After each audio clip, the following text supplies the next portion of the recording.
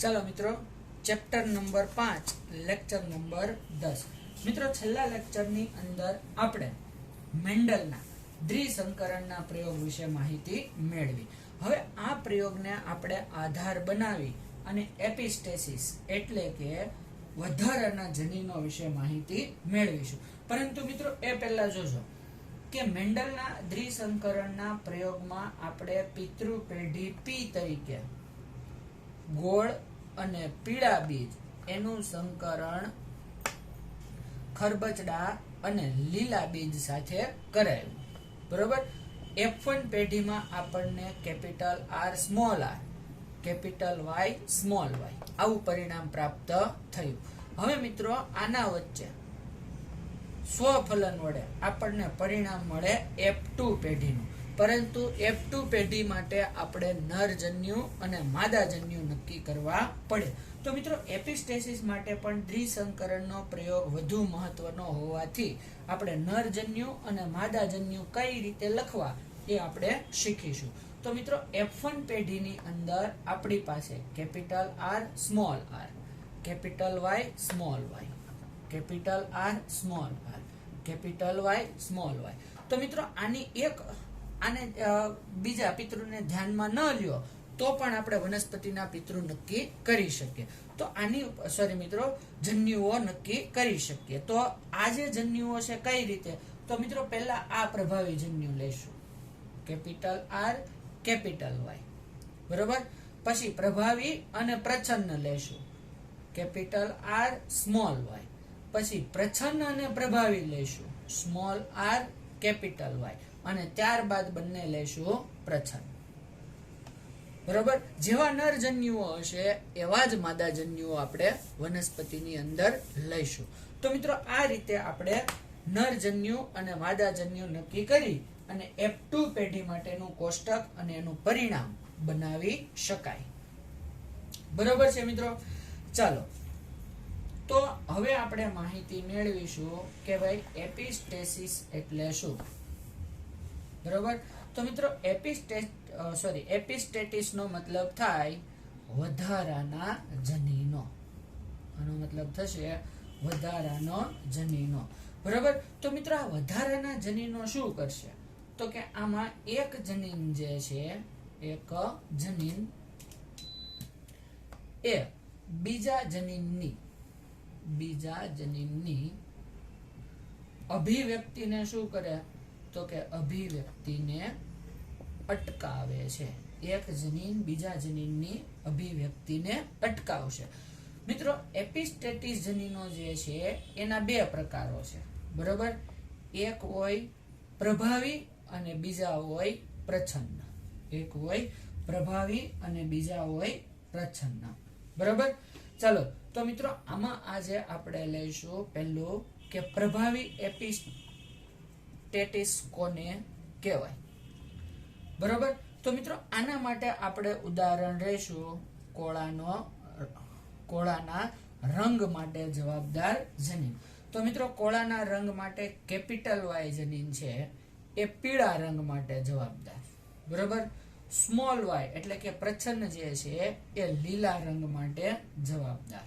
અને capital W જે છે એ વધારાનું જનીન છે.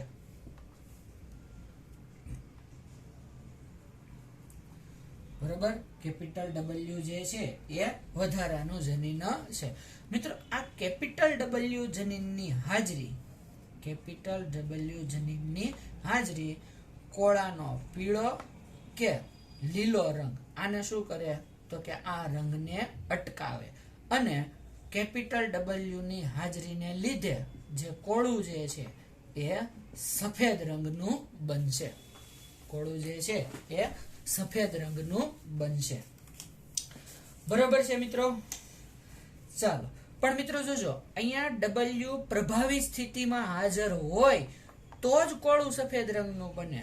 જો W પ્રચ્છન્ન સ્થિતિમાં હાજર હશે તો કોળાના રંગ ઉપર કોઈ ફરક પડતો નથી.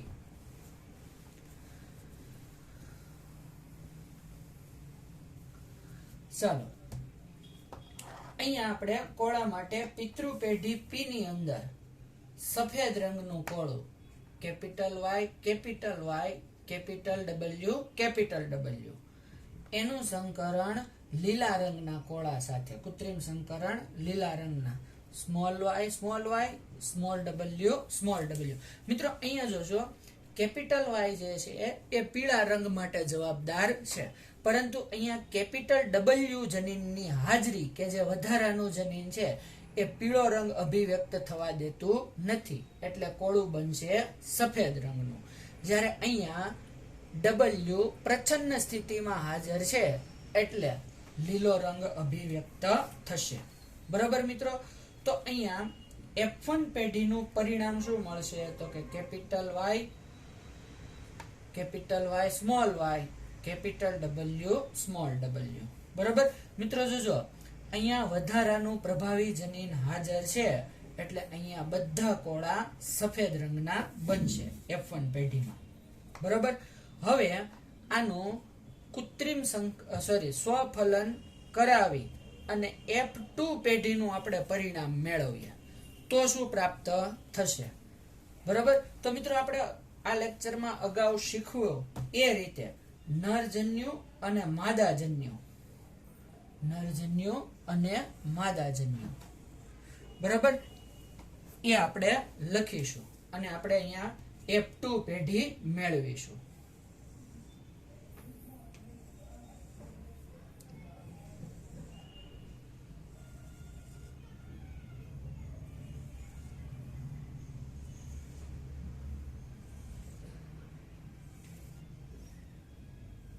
અહીંયા આપણે લખીશું એક તરફ લખીશું નરજન્યુ અને એક તરફ લખીશું માદાજન્યુ. બરાબર? તો મિત્રો જોજો, શું હતું F1 પેઢીમાં? Capital Y small Y, capital Y small Y અને કેપિટલ ડબલ્યુ સ્મોલ ડબલ્યુ. તો પહેલું નરજન્યુ આ કેપિટલ વાય કેપિટલ ડબલ્યુ, બીજું નરજન્યુ આ કેપિટલ વાય સ્મોલ ડબલ્યુ, ત્રીજું નરજન્યુ આ સ્મોલ વાય કેપિટલ ડબલ્યુ અને ચોથું આ સ્મોલ વાય સ્મોલ ડબલ્યુ. બરાબર? પછી આના આ જ ચારેય માદાજન્યુ, capital Y capital W, capital Y small W, small Y capital W અને સ્મોલ વાય સ્મોલ ડબલ્યુ. બરાબર? તો મિત્રો હવે આનું આપણે પરિણામ મેળવીએ. જોજો, capital Y capital W, capital Y capital W, આનું આની સાથે, આનું આની સાથે, capital Y capital W small W, capital Y small Y, capital W capital W. બરોબર? Capital Y small Y, capital W small W. પછી આનું આ ચારેય સાથે,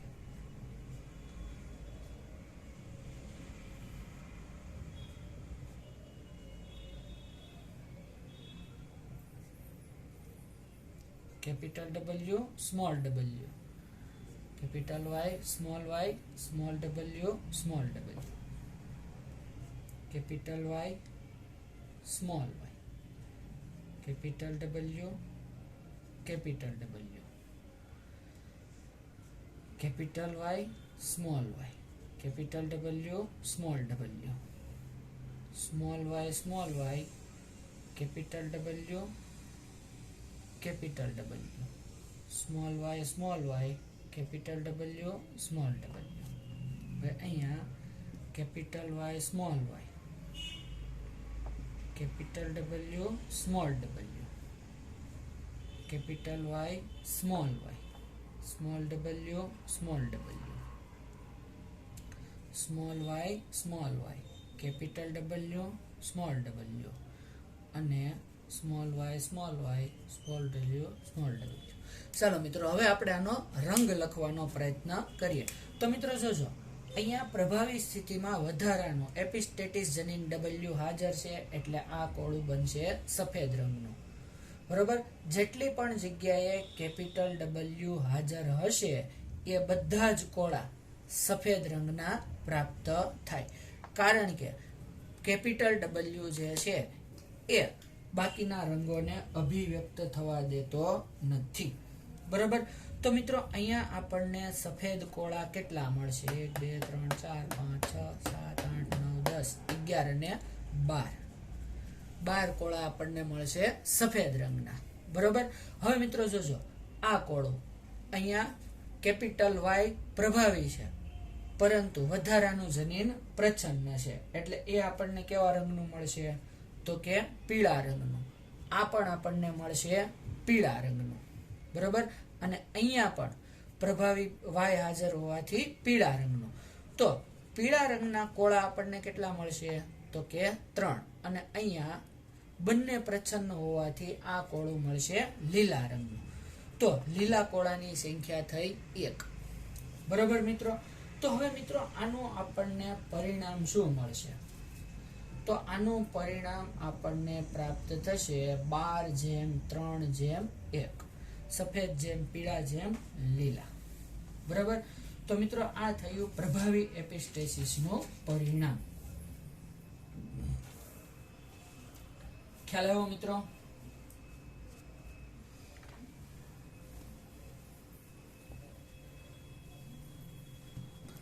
ચાલો મિત્રો, આ પ્રભાવી એપિસ્ટેસિસ પછી આપણે લઈશું પ્રચ્છન્ન એપિસ્ટેસિસ.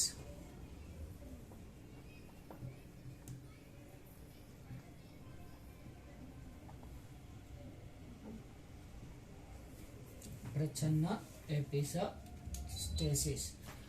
બરોબર છે. ચાલો મિત્રો, તો આને માટે આપણે પ્રાણીઓની ત્વચાનો રંગ લઈશું. કેપિટલ સી જે છે, બરોબર, કેપિટલ સી જે છે એ સોરી મિત્રો, અહીંયા આપણે સી જનીન જે છે એ ત્વચાના રંગ માટે લઈશું. બરોબર. એમાં કેપિટલ સી જે છે એ અગોટી રંગ માટે, એટલે કે ભૂખરા પડતા રંગ માટે. સ્મોલ જી જે છે એ રંગવિહીન, એટલે કે સફેદ માટે. બરોબર, આલ્બિનો. અને કેપિટલ એ જે છે એને આપણે લઈશું વધારાનો જનીન. બરોબર, એને આપણે લઈશું વધારાનો જનીન.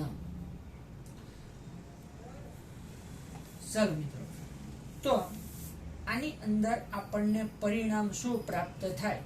બરોબર, આની અંદર આપણને પરિણામ શું પ્રાપ્ત થાય મિત્રો? તો આ કોષ્ટક તમારે જાતે તૈયાર કરવાનું છે. બરોબર. આપણે F1 પેઢી સુધી આગળ વધીશું. F2 પેઢીનું પરિણામ તમારે જાતે તૈયાર કરવાનું છે. બરોબર. તો મિત્રો અહીંયા પિતૃ પેઢી P માટે કાળો અને સફેદ આવી બે ત્વચાનો રંગ આપણે લઈશું. બરોબર છે. કાળો અને સફેદ એવી ત્વચાનો બે રંગ આપણે લઈશું. બરોબર મિત્રો, અહીંયા અગોટી નહીં લઈએ, આપણે કેપિટલ સી એટલે કે કાળો રંગ લઈશું. બરોબર, અગોટી લેશો તોય ચાલશે. તો મિત્રો કાળો રંગ માટે કેપિટલ સી, સ્મોલ એ, અને સફેદ રંગ સ્મોલ સી, કેપિટલ એ. બરોબર. અહીંયા આપણે F1 પેઢીનું પરિણામ શું પ્રાપ્ત થશે? તો કે કેપિટલ સી, સ્મોલ એ, કેપિટલ એ. આનું તમારે કૃત્રિમ સંકરણ કરાવી અને F2 પેઢીનું પરિણામ મેળવવાનું છે. બરાબર મિત્રો, અહીંયા હું તમને એક જનીન પ્રકાર કઈ સ્થિતિમાં હોય તો કયો રંગ લેવો એના વિશે થોડીક માહિતી આપી દઉં. તો મિત્રો જોજો,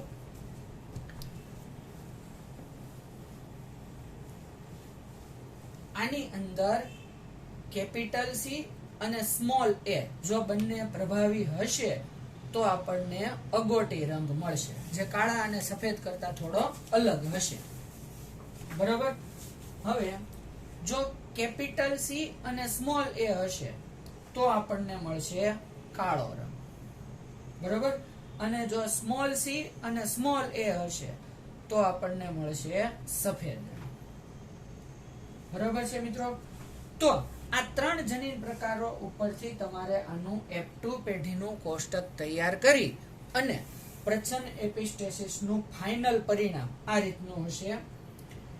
અગોટી 9 મળશે, સફેદ રંગ જે છે એ 4 મળશે અને કાળો રંગ જે છે એ 3 મળશે. એટલે કે પરિણામ તમને 9:4:3 આવું પ્રાપ્ત થવું જરૂરી છે. બરોબર છે મિત્રો? તો આ પરિણામ, આ જનીન પ્રકાર હવે તમારે ફક્ત ને ફક્ત F2 પેઢી માટે તૈયાર કરવાનું છે. બરોબર? અને એની અંદર રંગ લખી અને જોવાનું છે કે ફાઇનલ પરિણામ આપણને શું મળે છે. બરાબર છે મિત્રો? તો મિત્રો આ થયો મેન્ડલનો દ્વિસંકરણના પ્રયોગ અને એપિસ્ટેટિસ. બરોબર છે? ચાલો મિત્રો, હવે નેક્સ્ટ લેક્ચરની અંદર આપણે મેન્ડલના કાર્ય વિશે માહિતી મેળવીશું. તો મિત્રો મેન્ડલે શેની ઉપર કાર્ય કર્યું? તો કે મેન્ડલે આપણને એક સંકરણનો પ્રયોગ, દ્વિસંકરણનો પ્રયોગ, એક સંકરણનો પ્રયોગ, દ્વિસંકરણનો પ્રયોગ, બરોબર, પછી એક સંકરણ અને દ્વિસંકરણ માટેના આપણને નિયમો પણ આપ્યા. એક સંકરણ અને દ્વિસંકરણ માટેના આપણને નિયમો પણ આપ્યા. દાખલા તરીકે આપણે લઈએ તો એક સંકરણ માટે એણે પ્રભુતાનો નિયમ અને વિશ્લેષણનો નિયમ, આ નિયમો આપ્યા. બરોબર? આ એક સંકરણ માટેના નિયમો. હવે દ્વિસંકરણ માટે એણે નિયમ આપ્યો મુક્ત વિશ્લેષણ. બરોબર? તો મિત્રો આપણે નેક્સ્ટ લેક્ચરની અંદર મુક્ત વિશ્લેષણનો નિયમ, મેન્ડલના કાર્યનું મૂલ્યાંકન અને મેન્ડલનું કાર્ય નિષ્ફળ જવાના કારણો, બરોબર, કે મેન્ડલના કાર્યની અંદર માહિતીઓ જે છે એ અધૂરી શા માટે છે, તથા મેન્ડલના કાર્યનું પુનઃમૂલ્યાંકન, આના વિશે આપણે માહિતી મેળવીશું. પણ મિત્રો આપણે કીધું એમ કે પ્રચ્છન્ન એપિસ્ટેસિસ માટેનું તમારે દ્વિસંકરણનું F2 કોષ્ટક તૈયાર કરવાનું છે. F2 કોષ્ટક જે છે એ તમારે તૈયાર કરવાનું છે. બરોબર?